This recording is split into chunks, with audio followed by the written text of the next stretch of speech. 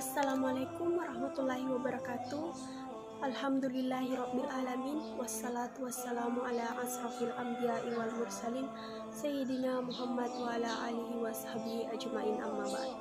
Pertama-tama dan paling utama, marilah kita panjatkan puja dan puji syukur kehadirat Allah Subhanahu wa taala yang telah memberikan kesehatan lahir dan batin kepada kita semua. Dan tak lupa pula kita kirimkan salawat serta salam kepada Nabiullah Muhammad SAW, karena beliaulah yang telah membawa kita ke peradaban jahiliyah, ke peradaban modern seperti saat ini. Di sini saya akan membawakan sebuah ceramah singkat yang bertema sabar menghadapi ujian yang diberikan oleh Allah Subhanahu wa taala.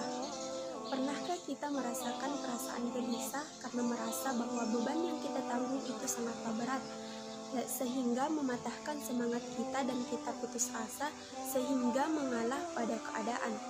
Ketahuilah bahwa itu adalah cobaan yang diberikan oleh Allah Subhanahu wa taala. Cobaan yang diberikan untuk mengetahui kadar keimanan kita dan untuk menaikkan derajat ketakwaan kita kepada Allah Subhanahu wa taala sebagai seorang muslimin dan muslimat.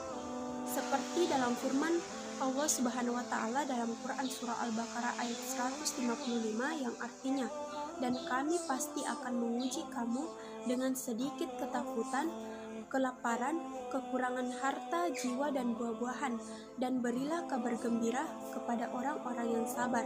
Ujian adalah jembatan bagi seorang muslimin untuk mendapatkan kebaikan dari Allah Subhanahu wa taala. Sebagaimana pelangi yang ditunggu datangnya setelah badai atau hujan reda, Nabi Muhammad SAW bersabda yang artinya, "Barang siapa yang Allah inginkan kebaikan pada dirinya, maka dia akan mengujinya atau memberikan ujian kepadanya."